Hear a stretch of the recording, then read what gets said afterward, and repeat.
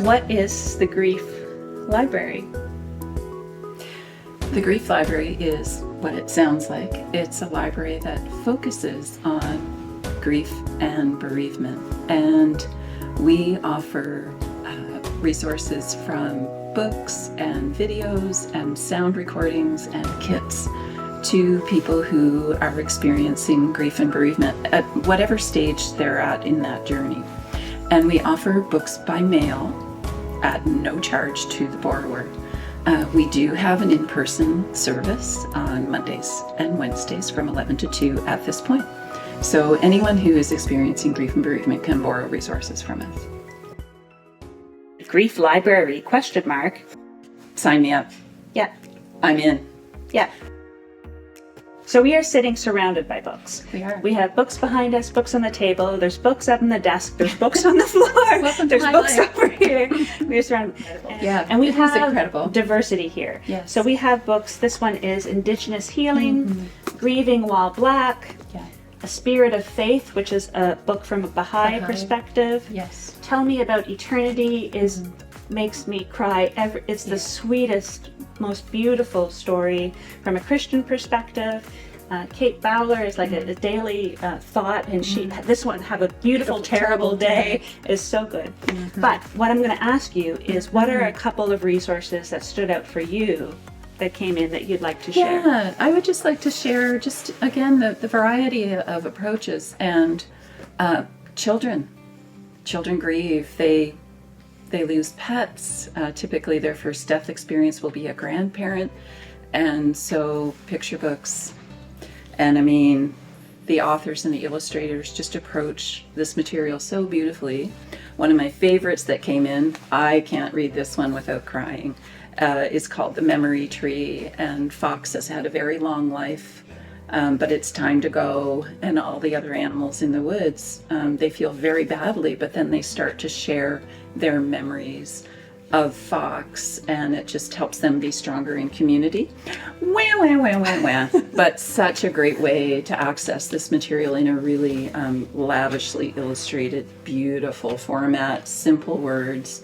A lovely book for a family to share. I'll share my kids' book because this one came about from a question that I got from a community member whose spouse had died, but they had an adult child who had autism and who communicated on very simple levels. And she said, how do I communicate this death to my son? Thinking of the library, I'm like, is there a book? And so here's a book. I have a question about death, clear answers for all kids, including children with autism spectrum disorder and other special needs, because some kids aren't going to get the metaphor of Mr. Fox dying because of the way their brains process language.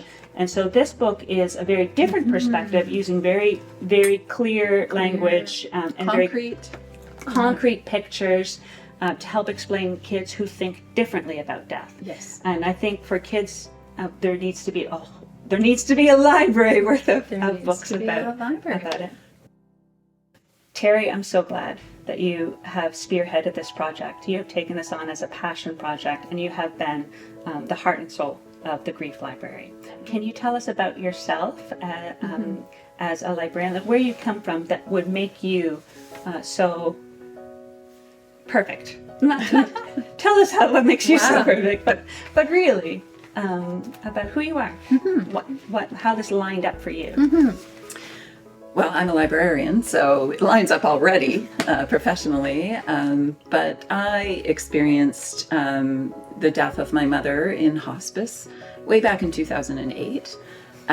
So I eventually found my way to the Valley Hospice Foundation.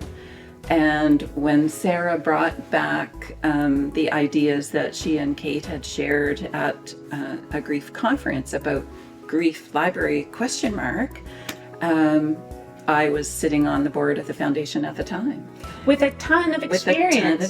Like academic libraries and public libraries, and how the system can work in a really, really dynamic way, which made this whole thing different. Which is, so as a librarian who experienced deep grief with the loss of my mother, but at that particular hospice where she died, there was a grief and bereavement collection, a little tiny one, but then it became a project of like, how do we get these healing resources into people's hands?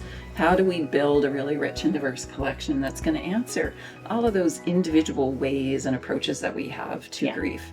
So again, as a librarian, it's a total passion project. Like, sign me up, because I see the value, and I can put the systems around it, because professionally, that's where I come from. That's who I am. So I remember asking you, is there a system like how big your bookshelf has to be? And you're like, there's math, there's book math. There's book math for that. Librarian math. And for my role in it, so I work as spiritual care support and bereavement support. And so where I was coming from at the project was, I would be on the phone with people or sitting with people talking about their grief. And they would often be asking for resources, or what can I, and I had a couple of books that we just kept loaning out, 2 books that over and over again. But in the community, like, they were very thirsty for connection. Yes. And so when this came up, I thought, I knew libraries as being community hubs. Like, libraries are where connections happen. It's not just about the books. That's right. It's about connection. It is. Yeah. And that's why a space for a library is important. And it's not just a collection, it's also a service. So we need it to be able to be delivered to people, right? It's lovely to have your own little private grief collection, but it's even better if you get to share that out with the community and the broader community. So, and for us right now, that's the province of Nova Scotia, and we really are trying to respond to the Mass Casualty Commission and the need in Nova Scotia for some really meaningful connection around grief. So sort of, we've talked about it as our big, bold vision is that this library is going to sit at the heart of a very healthy grief and bereavement community here in the Annapolis Valley, but reaching out to the rest of Nova Scotia. This library initially is for folks who are grieving the loss of a person. We talked about that being our first level of care. That's our primary area of grief. But as we were talking, and as we invited more people to the table, we recognized very quickly how much bigger we need to see. So our growing edge of this collection is about grief that is not just about loss of a person, but we will be next stages expanding into loss, other types of loss, cultural loss, environmental, advanced illness, what it means to be in cancer, what it means to be in kidney failure or COPD, and how that affects the person and in your own emotional well-being. Loss of a career, loss of a role. Retirement brings its own form of bereavement for the person you were in that professional identity before. This ambiguous and unresolved grief that a lot of us carry around just through different life circumstances. Loss of employment, being downsized. Loss of a pet is huge for families. Huge. So we definitely have our resources family was in about tears that. about it the other night just thinking about it. It is massively impactful. Often children's first experience of grief and bereavement is a pet. So, but authors, again, handle it beautifully. I'm so excited as a librarian to see the amount of good quality resources and books that are being created around grief and bereavement. And what's nice about that is that's grief literacy. Grief literacy is that concept that you and I and everyone we know has at some point or is currently experiencing grief, and it's okay to talk about it, and that we're stronger in community when we do talk about it. When we're sharing this, it's that web, it's casting that web bigger. Of understanding and curating empathy. Right. That curating empathy. Oh, there you go. That. That's totally what we're doing. I'm so excited to be launching today. Well, this has been wonderful. We're really glad that all of you could join us today, and I encourage you to get in touch anytime. Please phone, send an email. I'm really happy to hear from you. Thank you, Sarah. And keep a watch on a Facebook page for the Valley Hospice Foundation. We're going to be launching a lot of programs coming up, and so it'll be a hubby place. Yeah. So we welcome those of you who have joined to watch, and congratulations. Yeah. Yay. Congratulations, Provincial Launch. Here's to many more hugs to come. Here's to many more hugs.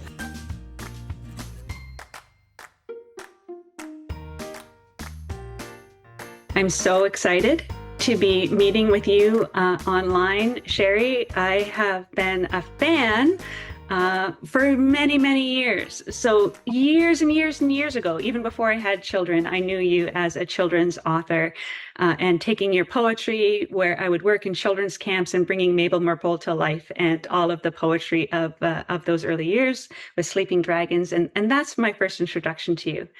But then as life went on, I think the next time I heard you was when you wrote "Because We Love, We Cry," and so I was one of those rural Nova Scotians watching online as we all held our breath during COVID and that mass shooting that happened in Nova Scotia. And you read those words from your heart, and I felt like my heart was so connected to you, knowing you as like that childhood bubble of a joy author.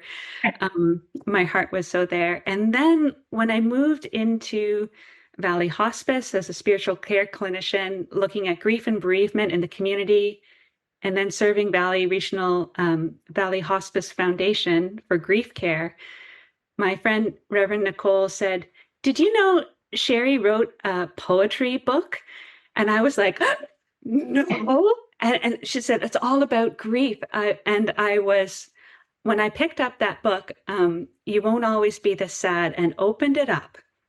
And this was not the childhood bubbly author. She was there. But when I opened up that book about the loss of your son, and there was also more, there was rage and sadness and despair and wandering. And it was like it put words to the grief I was seeing all around me. And so as we are now today launching provincially our grief library, when we were talking about the power of books and local Nova Scotian authors, you are my hope that you would speak. And I feel so thrilled to be meeting you face to face, finally online. We've always talked online through email. And so I'm so glad that you're here.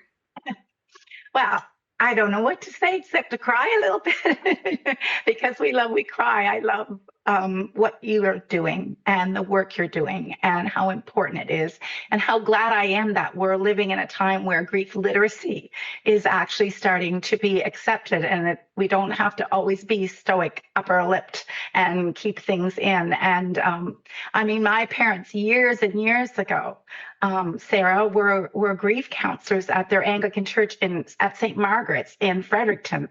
And I remember at the time I was like, why are they doing that? Like, because I was in my 20s and 30s going like, ooh, that must be so depressing. Lame. Yeah, exactly. True. It's like that. And then, every once in a while, mom and dad would share stuff that they were doing there. And I'm like, oh, I see. Now again, you never know how that's going to come back full circle and kind of resonate with you. But I think it is the work.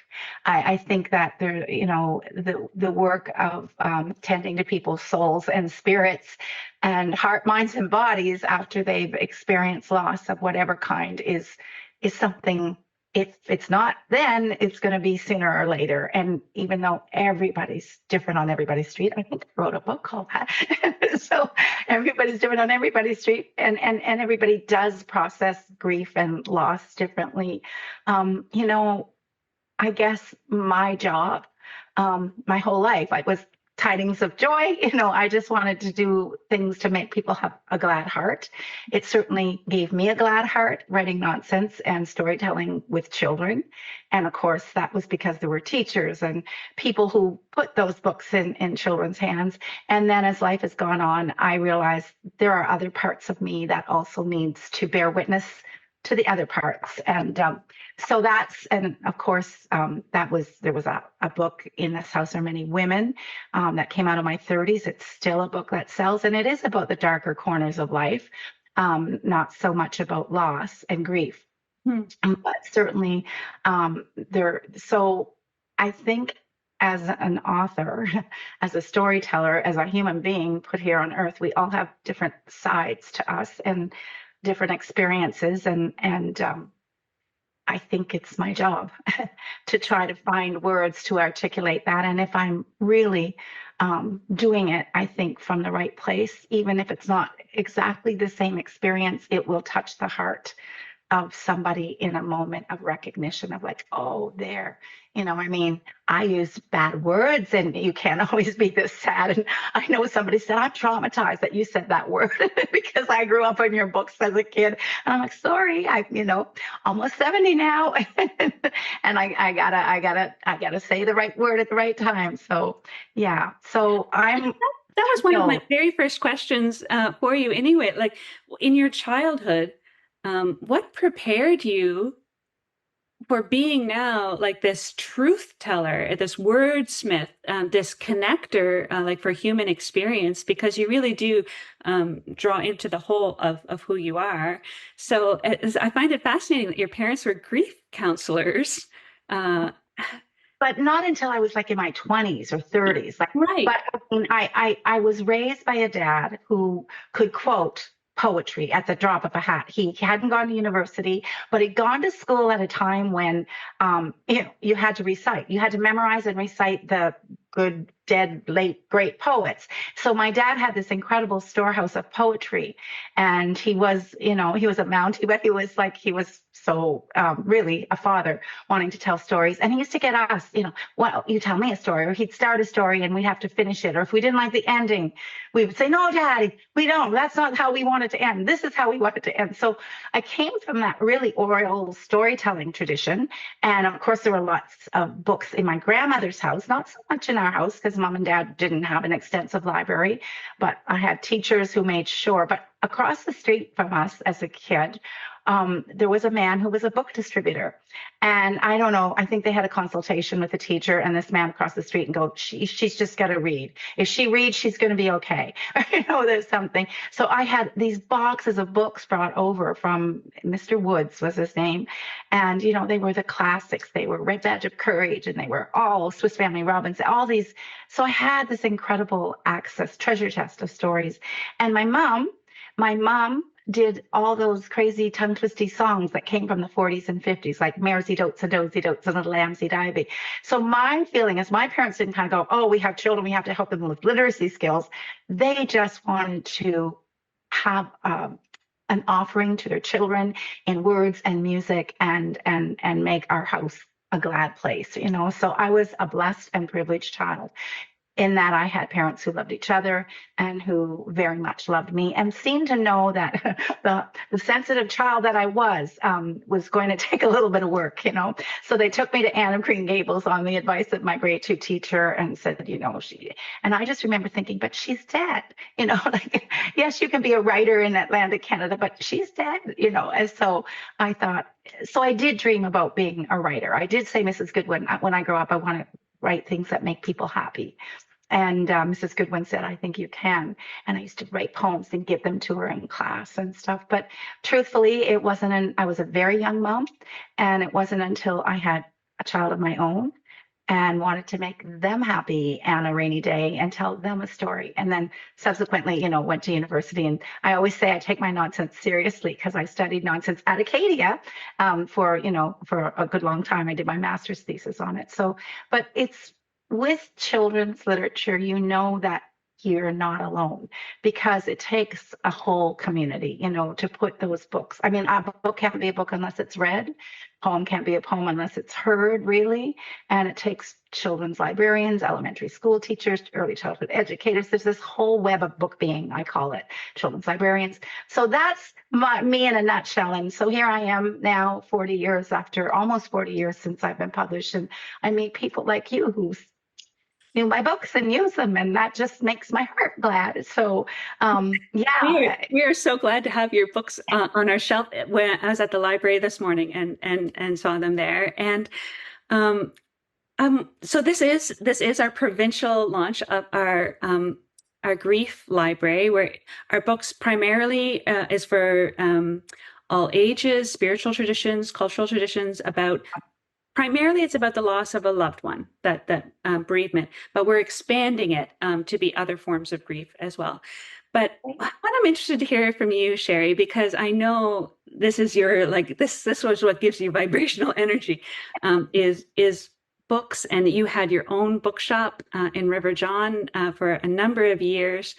So just big picture, because I do want to talk as well about grief and sort of that your experiences, especially in the last year, but big picture about the power of books, and specifically for, was there anything, I'm just interested about that power of like a physical old-fashioned print book in your hand, what that does for a person. Did you receive a book that was really impactful for you, especially with your grief journey? Like, was there something that really spoke to you? Or Yes. the big picture about books, what was your experience with that? So to me, there will always be books, but I do think as time goes on, I mean, to me, it's still the oral storytelling tradition that I love the best, is that, eyeball to eyeball and cheek to cheek. However, stories can get lost. And so the book is a container, I think, for holding us and holding a moment up in time.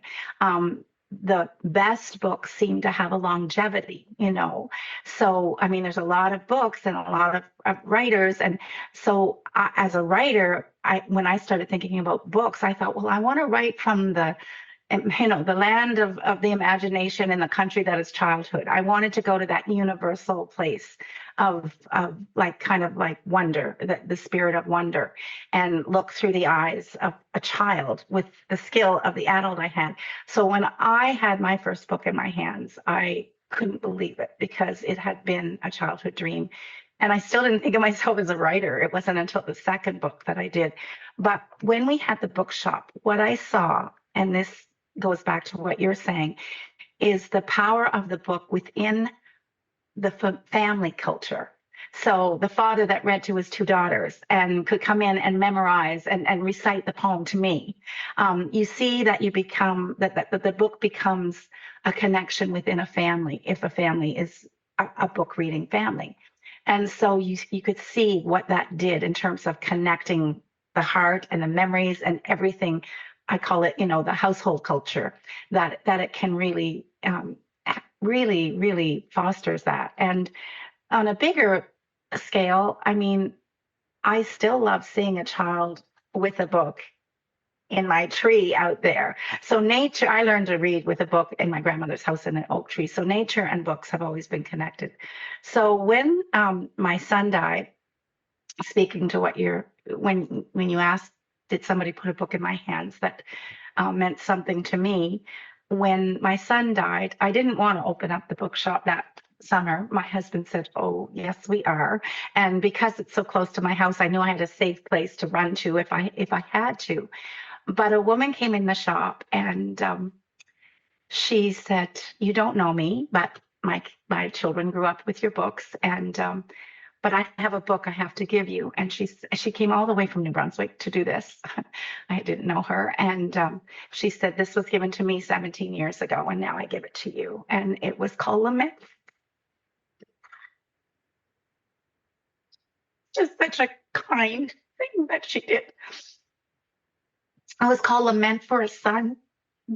And I thought, oh, and she said, "It might not be okay right now, but just trust me, it gave me so much."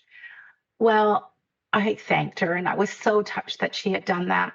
And I brought it over that night and I opened it and I threw it on the floor. Like I threw it on the floor. I just went, no, like I couldn't. And and that's what I did. I threw the book on the floor.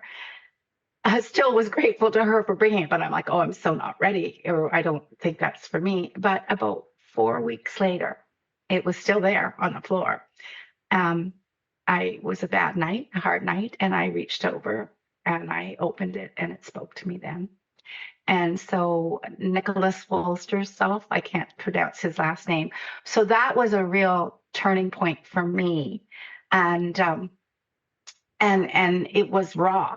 And it was not pretty. And it was, it was the feeling, a very different circumstance, but his anger. And then there was C.S. Lewis, who wrote about grief after his wife died. And he had done that anonymously. I don't know if you knew that, but originally he didn't want anyone to know that he was like in that place. But people figured out who it was. And that did a lot for me as well. But still, at a certain point, I went, well, they're both men. And not that they can't express their grief, but it was my womb that was screaming. It was my flesh and blood that had come from me, that it was in every cell of my body. And so my friend Deanne Fitzpatrick, who's a rug hooker and writer and entrepreneur from Amherst, she was a very good friend during that time. And I would talk to her, and she came up one day and she said, look, Sheree, and she had a journal, an empty journal, and she'd written down things that I had said to her in conversations. And she said, Sheree, it's like everything that comes out of your mouth is so profound, and it's the poem. And I said, and she said, just think about writing. And I'm like, there's no way. And I was actually pretty cranky. Like, I was like, I can't write about this. Why would I do that? Right. But it ended up being my salvation. So the pen became, a wand of healing, I think I say in the book. And at the same time, my husband had built a labyrinth, because I'd had a dream about a labyrinth. And I was walking with, kind of like mindful meditation, kind of lamenting my son as I walked the labyrinth. And so I structured the book because it's release, walking in, receive in the center, and return, as in returning to the world again. However, I had a friend out west who lost a daughter, and she said, Sheree, there's a fourth R, and the fourth R is rejoice. And so now when I read, I release going in, whether it's anger, and I'm kind of at an angry phase, I think, right now.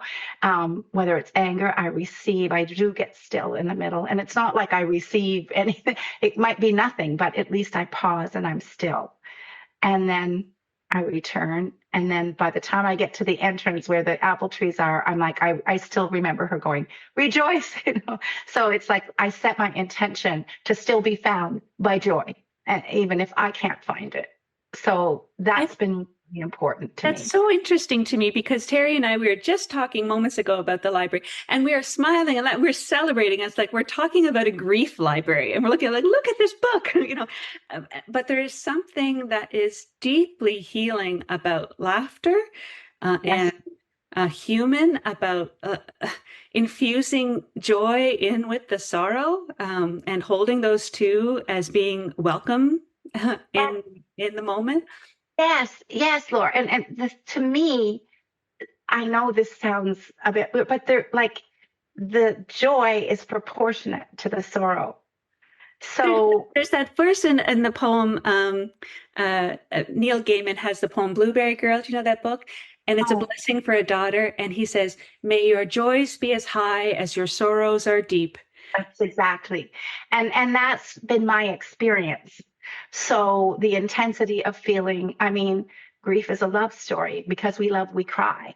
And if you think about it, I was like, there was a moment after my son died where it was probably the darkest night of my soul. And at the bottom, all I felt was gratitude, and it lifted me up. Gratitude for having loved that much and having been loved that much. So when I experience that, and again, not everybody might, but when I actually experienced a gratitude deeper than anything I've ever known before, and it lifted me back up to a place where I could see the glimmer of a light again, maybe glimmer, because it was pretty dark.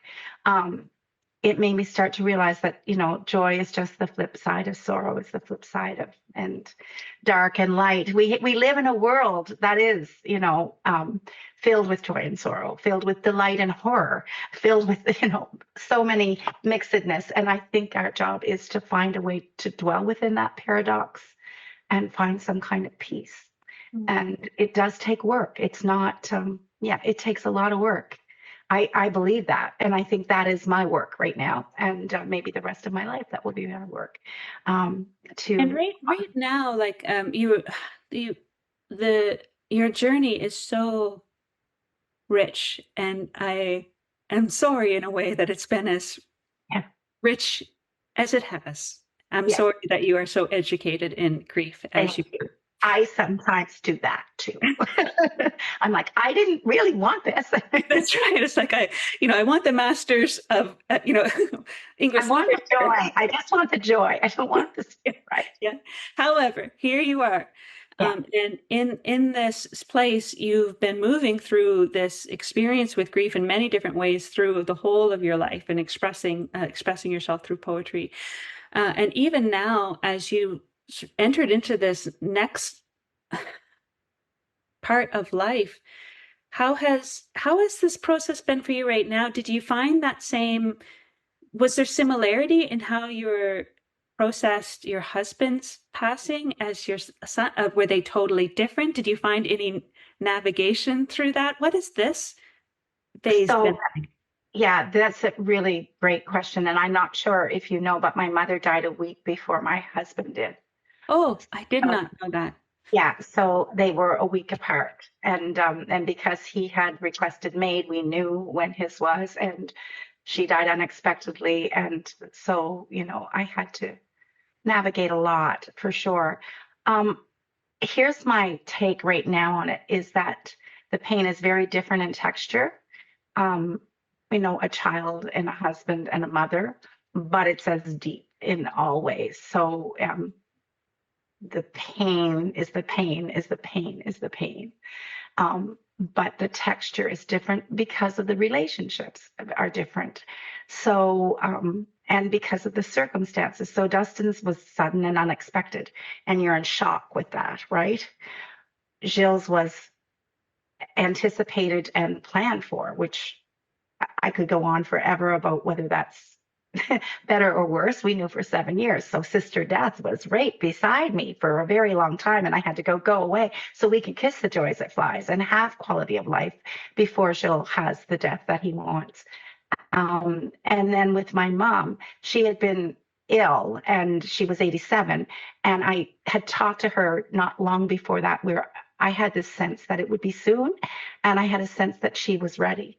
So again, a readiness to die with both mom and Jill had, as opposed to the shock of how a death happens, are very different states. Like that is a huge different way. What I have to say is, having had such deep sorrow losing a child, it's not that that's easier. Like mom's death is mom's death, Jill's death is Jill's death. But I had a bit of a framework of knowing that I could travel through that dark, dark, dark, dark, dark, dark place and tend to my soul and my spirit and ask for help where I needed to. And I would eventually come to a place of, I just call it acceptance. And it took me about almost 3.5, 4 years with Dustin. And of course, Jill was sick at that time too. So I was juggling a lot of different, I think they call it complex grief, but anyway, or ambiguous grief. But I knew, and I still do, that what it is I have in me in terms of the understanding that I, put my hands up to, the all of it. That's very strong in me. And I've always been a woman of faith. I'm not a conventional Christian. I was raised in the Christian tradition. I have studied Buddhism. I've done a lot, but my spiritual life and the contemplative path that I would call myself a contemplative in action.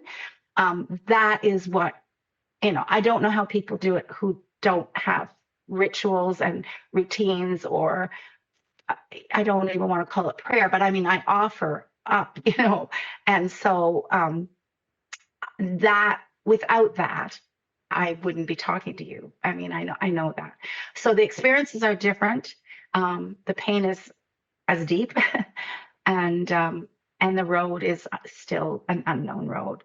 Jill and I were together 30 years. I was 17 when I had my first child. I'm 67 now, and so all my adult life, 50 years, I've always had somebody else to orbit around, and I've always lived with somebody else.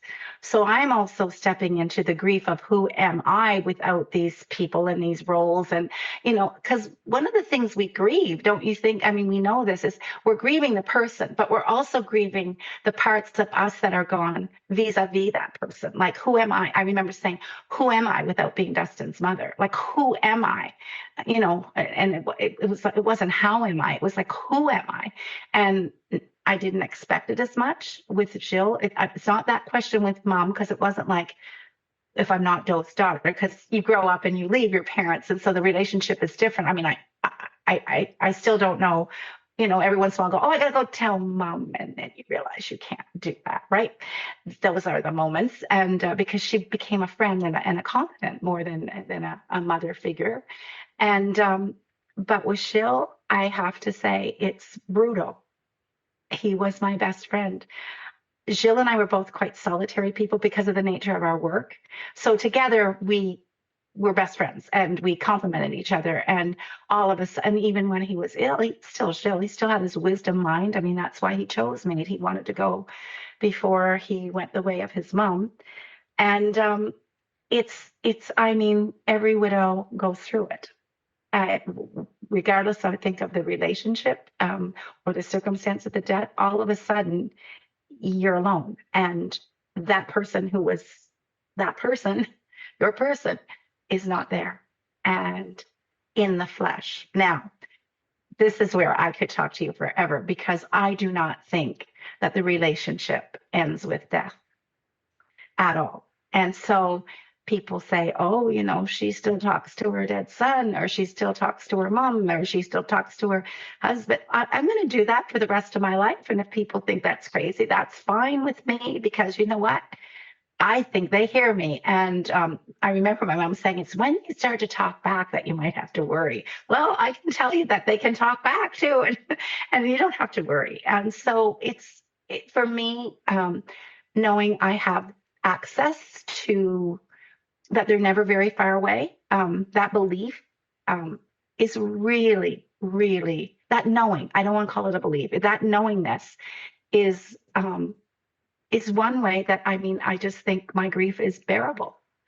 And it's connection. It's being able to make that meaning making in the moment and feeling embedded with who they were as a person and who they are now in the parting, and who you are. That's the root of life, is that connection, and being able to see that deeper sense of who you are in the loss. And Sarah, like the work you do is just, and I mean, I hope that as I go forward in 2027, I want to open up gardens that are in a legacy project for Jill. And Dustin was a landscaper, and Mom loved her garden. So I'm like, I know what I'm going to do over at Maple Myrtles. It's going to be some new iteration. I've got lots of imagination and lots of land, but how to figure that out, because Jill said, I want you to have fun and not work too hard. So I have to figure out how to get everything in place and funded and all that kind of stuff. But he did make me promise to do something over there. I think he knew exactly what he was doing when he made me promise. And it does give me purpose. So I also think that a person in grief, even in the early stages, needs to go, I have to have a purpose going forward. And whether that's making a labyrinth for Dustin, or planting a tree, or starting a foundation for the disease they died, like, it can be just little things like planting a garden in your backyard, which is what I did this year for Jill. Which is really what we're talking a lot about as helpers, healers, is to equip people to be able to process their grief, because suffering can be used. That's right. Like the no suffering is useless. All of it can be useful for something. And it's incredible the amount of healers that can go out into the world if they don't eat their feelings and stuff their feelings and suppress. I know a lot of folks will not really want to go into that deeper emotional place. You see it in conversation. You're talking with the person, they're going into that spot, and then they, what we call spiritual bypassing. They stop it and they say, well, it's not as bad as, or it could have been, and people have it a lot worse. And it's like they, and I often think, well, okay, we'll see this grief again in 10 years. And that's true. And that's what Mom, I remember that's what Mom told me. She said, when we had the grief share program, she said, Sheree, some people came in, she said, that had, their family member had died 30 years before. 20 years before, and they had never processed it. And even for her, she had had a brother die. And she said when she started to, she said, I didn't know how much grief I still had left over from Gary. So it's a very strange, and yet I also think that people come to it if and when they do, because there's a readiness to it, maybe, and your brain protects you, or whatever that bypassing instinct is. It means I'm not ready to go there yet, too, and some people might not ever be, and that's a bit sad, because I think that if they do turn around and face the grief, it's not going to chase you. So that's what I knew. That's why when Deanne put that pen in my hand, I'm like, I have to walk towards it, or it's going to chase me for the rest of my life. And I also had a husband who was sick and needed me. And I thought I better figure this out, because I'm going to have to be strong for him. I often wonder if Jill hadn't been sick, and if I would have found, the courage to meet that grief head on. I had to. And, sometimes necessity dictates things. Maybe it made me a little bit braver than I would have been. I don't know. It goes back to mystery, doesn't it? It's like, we're born. We all know we're going to die. We all know there's a date for death.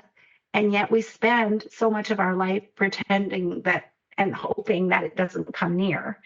And I remember one family meeting. We were in a group with multidisciplinary care, and the daughter said, the mother was like 98, or very old, and the daughter said, "Well, if mom dies," and in that moment I thought, like, if. I know. Sometimes now there are certain people that just seem like they actually might, go on for it. But it's true. It's very easy to avoid. And I mean, just recently, I had a wonderful friend whose mom was in a nursing home, and it was so hard for her to see what stage her mother was at. I mean, she knew, but she didn't know. You know what I mean? So there's this again, as someone is sick and dying, you have levels of denial. I had big denial. I could tell you that. I mean, the way the maid, I thought we had one more year. And when the doctor said, Sheree, we're in unknown territory, I didn't quite understand. I'm like, what's that mean? And, he repeated it. And I was like, and then it dawned on me, he's trying to tell me it's time for us to set the date.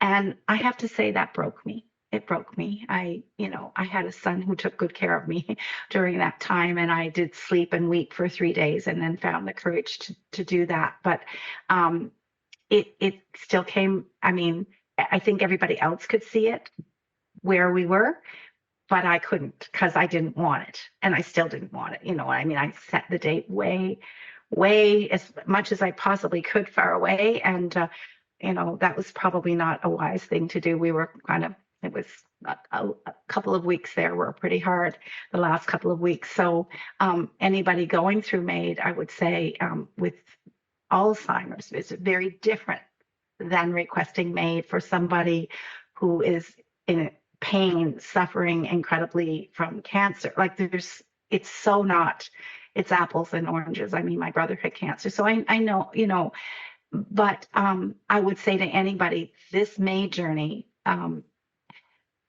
it's early days for people in this country who have Alzheimer's, who are choosing that path. I found one woman out west who I was able to talk to, like peer support. And I mean, I think once I get this year over with, I'm certainly going to have to make myself available, because it's very different. Being you're ending up being a reluctant death doula, a reluctant end of life doula. Like I know people take those courses now, but I mean, the spouse, the person who loves that person, becomes that. And I mean, I studied hard. I studied hard about Alzheimer's, and I studied hard about how to spiritually prepare the both of us for that day. And I am writing something about it now. I didn't think I would. I thought it was another book, but funny, it found its way in, and I think I have to do that again to bear witness to the truth that I know. not to say, oh, this is what you should do, or this is how to do it, or I don't have any inkling of another person's needs and wants and way of moving through grief, but I can share what I went through in hopes that somebody goes, oh, I'm not crazy, or I'm not alone, or this too shall pass, or hey, she laughed again, and yeah. Well, I really appreciated the image that you used earlier about a vessel. Like a book is a book isn't a book unless it is shared or read, but it is a vessel of holding. Because I know I've seen that. Like when I was at Valley Hospice and the mom lost her son, I reached on my shelf and took a book of yours that Nicole gave to me because she had an extra copy. So to be able to take that vessel of witness and hand it to a mom who just said, "I will never laugh again." And put that in her hands. And I'm surprised she didn't throw it. I'm grateful she didn't throw it.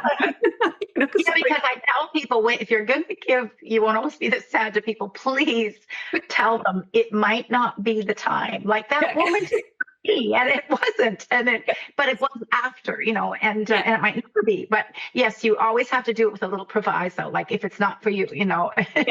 because I feel like, to be able to it was like handing her you for when the time was right for her. Well, if that ever came, who knows? So we send things out into the world, which is not knowing how they land, but it's the intention of holding what you're offering, giving it into her hands as a mother who had lost us. And maybe there's just a thread, or maybe it's just a mother somewhere lost a son, and I am not alone. And that's it. That's fine. I always think if they flip open to that page, which says, and it's a rhymed verse, which I included but it was, today I am not grateful. Today I can't forgive. I don't want to kill myself. I just don't want to live. And if anybody who has suffered the loss of a child, but maybe a spouse, whatever, everybody, I hope, will go, oh my God, that's it.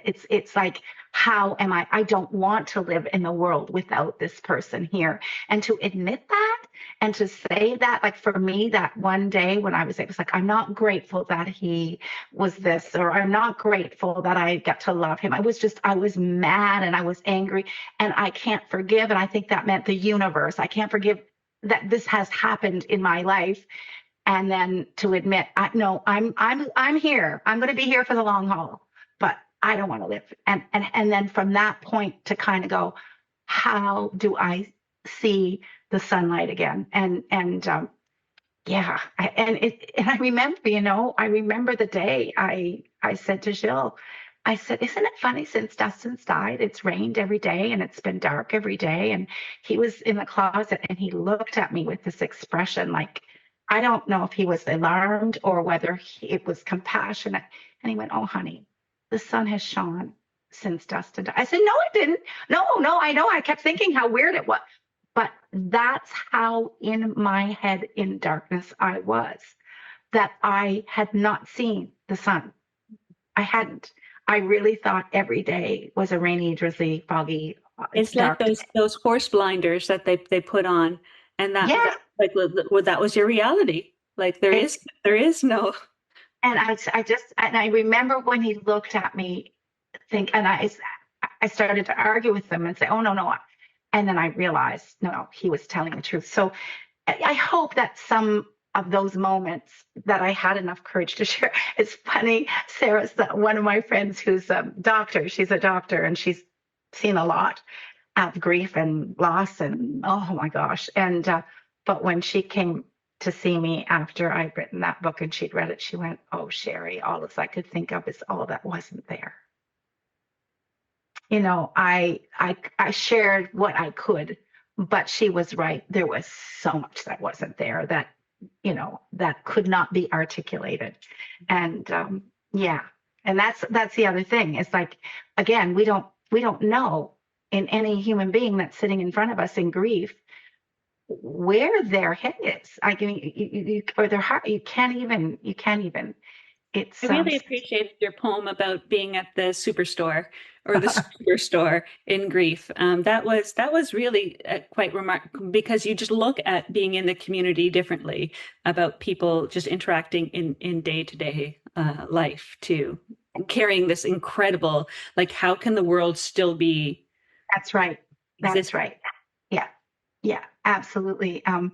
Speaking of this today in our community, in our tiny village, there's a funeral this afternoon. I'm not going.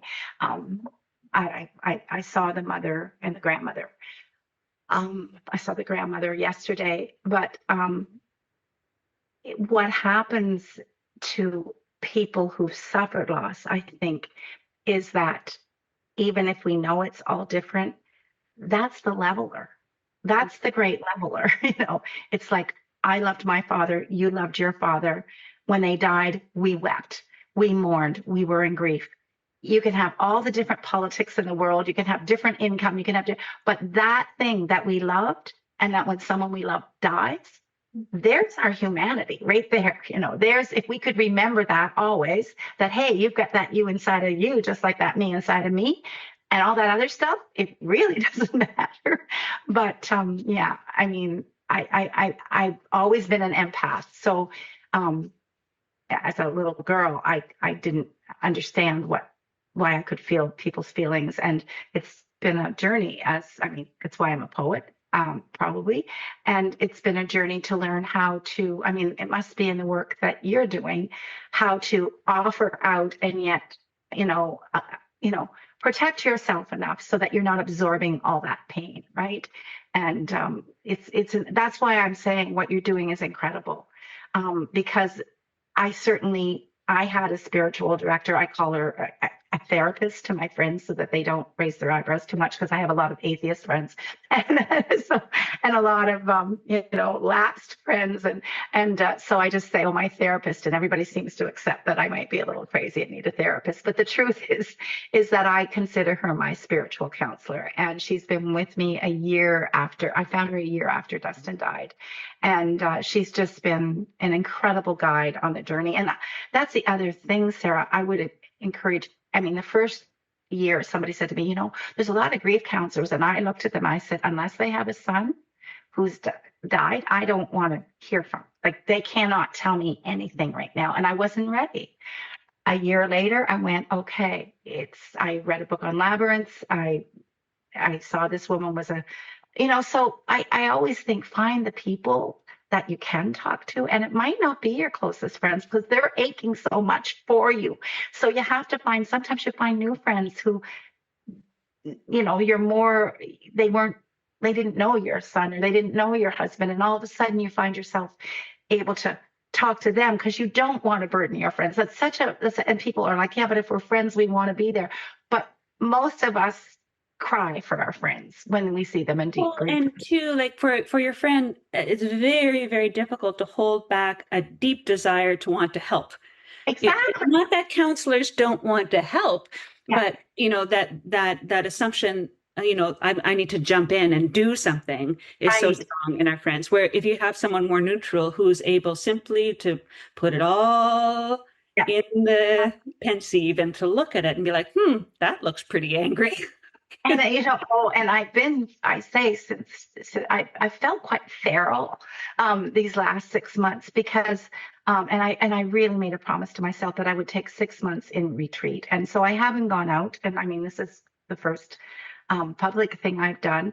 I really knew I needed the silence and the solitude, and I wanted to stay really far back from crowds for sure. And even the one-on-ones, I was very careful because I know how tender this time is and how I don't feel self-regulated yet. And, stuff comes out of my mouth that I don't, maybe that's inside thought, should have stayed in there. So I feel very prickly, and that's not really my nature, but it's, and it'll balance. I know it eventually will, because it did with Dustin. But I want to get to something, Sarah, where you say that people want to help and they want to say the right thing, or they want to, what can I do to make it better? But there's nothing they could do to make it better. Saying I can't imagine is probably the 3 best words that you could say. But I had a friend, after Dustin died, and I went, and there was a group of people I hadn't seen, and I could see that they went, oh, here she is. And you do feel a little bit like, we know everybody's like, oh, what do we, this is the first time you've seen that person since that person died, it's awkward. And this one woman, she came up to me, and what was worse is that people didn't mention it. I'd go home and go, wow, that's really weird. And I mean, maybe some people want that. They don't, but people don't know. I didn't mind people saying, I'm sorry for your loss. I appreciated that. Or I can't imagine. And I'd say, thank you. And, but this woman came up to me, Sarah, and she said, Sheree, tell me what to say. Tell me what to say. Tell me what to do. I don't know what to say or do. And I said, you just did it. You just did it. You admitted you did not know the pain that I was in or the place that I was in. It was the most generous thing. Tell me what to say to you. I don't know. I'll never forget it. And the other one, Sarah, that really comforted me was just this card from a friend in Ontario. Little hummingbird on the front, just a plain card. And in his handwriting, it just said, I am by your side. And wow, those words came right up from that card and right into my heart. And I went, I will say that to people for the rest of my life. I am by your side. I hold you in my heart. Like there are no words. And so we struggle as human beings to find those words. And yeah, it's So a journey. I'm so aware too, like you're still in this very vulnerable space. And part of me wants you to record everything so that we will learn from it and like give to us. And part of me wants to say, you do not have to write anything down for us. You've already vesseled yourself and your grief. And so part of me wants to say, know that you don't have to. Yeah. To record this. If it comes, we'll read. I was thinking about this, and I was thinking I had some new things, and I'm not ready to read from that yet. But you know what I was thinking? And this is a very different thing. So this book, If I Were the Moon, I called it a lullaby, but a little girl in the Yukon in Whitehorse in the library said, because I said it's for everybody I love. And she goes, well, then it's a lullaby, Sheree Fitch, because I always call you Sheree Fitch. I went, oh, you made up, oh, it's a lullaby. So anyway, the first year that Jill and I were together, it was Valentine's Day. And I thought, oh, it's Valentine's Day. I'd never, I'd been single for like 15 years and I'd never had somebody to give a Valentine. I didn't even know what we were going to do. I thought, should I get a card? I was like, Sheree, you're a writer. You should maybe write your own thing for Jill, like from your heart. And so I sat down and I wrote the beginning of this. And when I was done, I was like, yeah, that would be me. It comes out like a child's book, like it comes out in a very simple way. But simple does not equal easy, of course. And when it comes from your heart, it's okay that it's simple. And gave it to Jill, and he loved it. And then my mother said, oh, thank you for writing for me. And my son, like everybody I love, thought it was for them, but it was for Jill. And the last line of the book is and after, because in our wedding vow, Jill and I had said today, and we didn't say till death do its part, because I wouldn't. Gee, can you tell how much in denial I have been my whole life? So I said, no, today and forever and after, because it's going to be like that. We're going to be, all eternity, right? And Jill, instead of saying, you're just the spirit Sheree, goes, oh, in French, we have a really, in his French accent, a really nice way. It says, et au-delà. Et au-delà in French is and beyond. And so that's how this book ends. And so I've done it at a lot of weddings and some funerals, and these were the last words that I said to Jill. And et au-delà was the last word I said to him. So this was, I thought I can get through it. And I thought, it was when I asked him what he wanted me to be saying. Did he want a French prayer? Did he want, what did he want? And he wanted this. So do you want me to read it to you? I would love that. We would be so honored to hear these words. So it's called If I Were the Moon. And I've decided my first gardens over there for Gilles Plante is going to be a moon garden. I've already decided that. It's all white garden, but it'll be a moon garden. So if I were the moon, I'd shine down my light right into your bedroom to warm up the night. If I were the ocean, I'd sail you away, then bring you back home at the end of the day. If I were a tree, I'd let you climb high. You could talk to the squirrels and tickle the sky. If I were a flower, there's tickling the sky.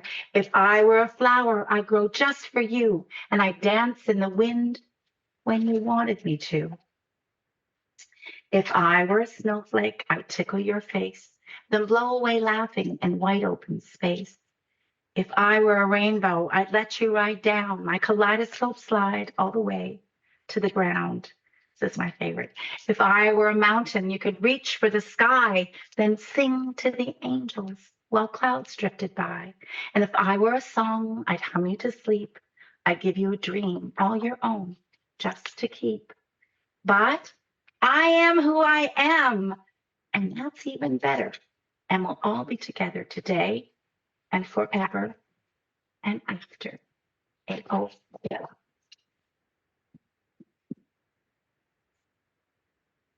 I'm kind of hot.